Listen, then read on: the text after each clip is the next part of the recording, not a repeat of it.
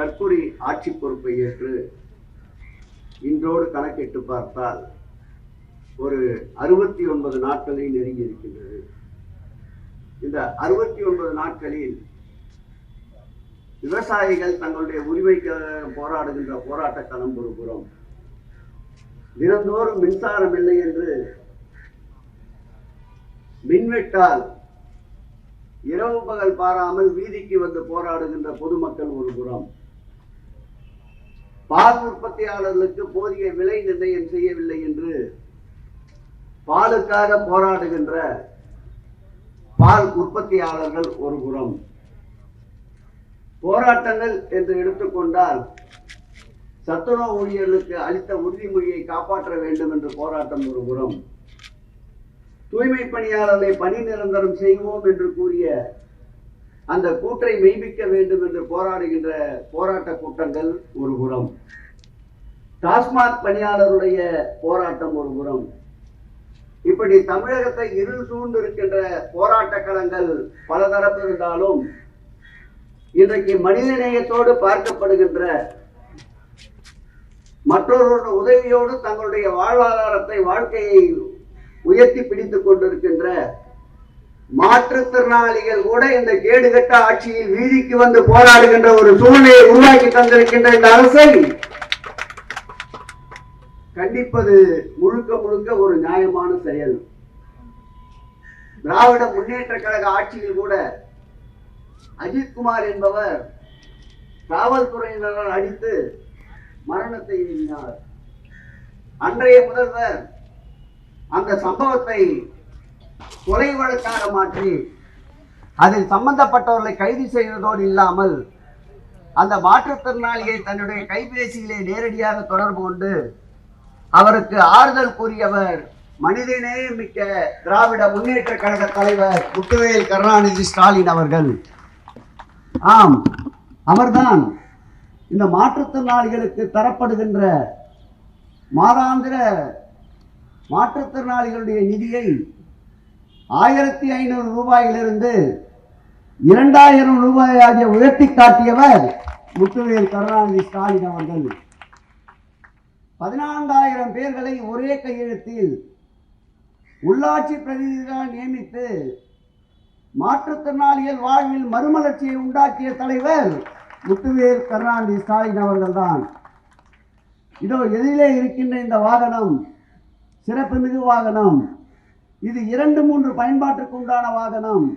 இந்த வாகனத்தை கிட்டத்தட்ட 1,00,000 பேர்களுக்கு இந்த வாகனத்தை வழங்கியவர் முத்துவேல் கருணாநிதி ஸ்டாலின் அவர்கள்.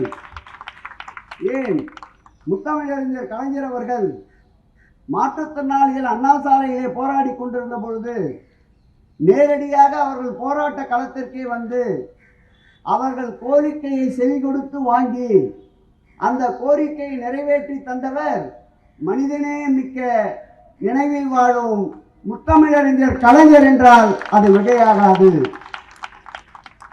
இன்றைக்கு இந்த மரண ஓலங்கள் எங்கும் கேட்டுக் கொண்டிருக்கின்றன.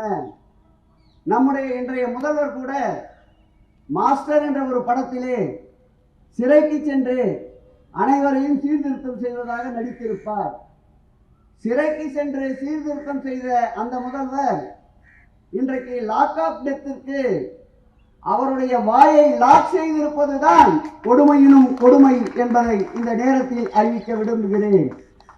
எங்கு பார்த்தாலும் கலவரங்கள், சிறைச்சாலையிலே மரணங்கள், காவல் நிலையங்களிலே மரணங்கள், பாலியல் வன்கொடுமைகள், ரோட்டிலே சுதந்திரமாக பெண்கள் நடந்து செல்ல முடியாத சூழ்நிலைகள். இது ஒரு காட்டாட்சிக்கு ஒப்பான ஒரு ஆட்சியாக இந்த ஆட்சி நடைபெற்றுக் கொண்டிருக்கிறது என்றால் அது மிகையாகாது.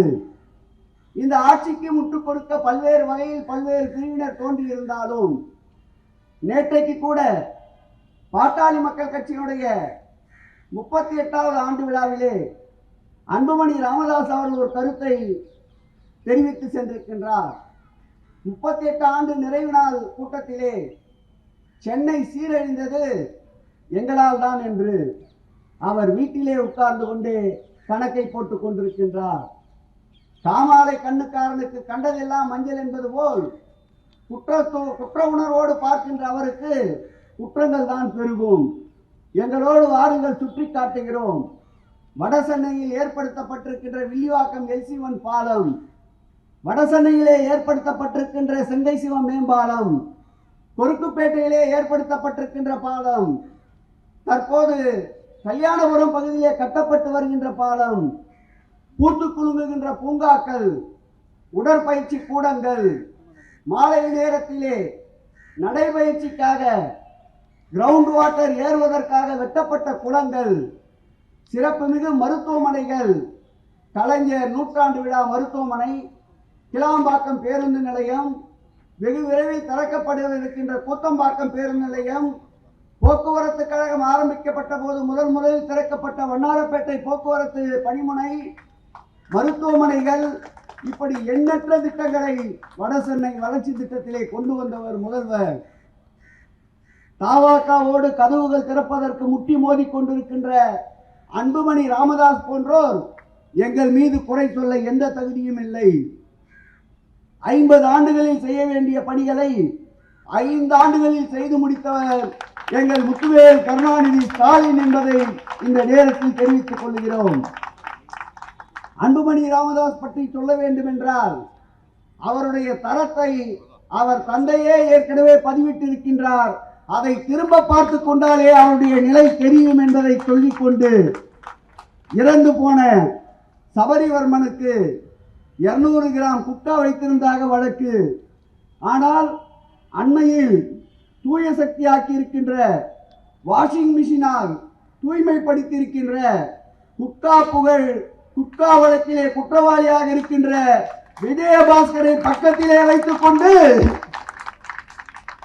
ஒரு மாற்றுத்திறனாளி குட்கா வைத்திருந்தார் என்ற பொய் வழக்கிலே அடித்தே சாகடித்திருக்கின்ற இந்த ஆட்சியை வெகு விரைவில் மக்கள் சாகடிப்பார்கள் என்பதை தெரிவித்துக் கொண்டு மீண்டும் முத்துவேல் கருணாநிதி ஸ்டாலின் ஆட்சி மலர அயராது உழைப்போம்.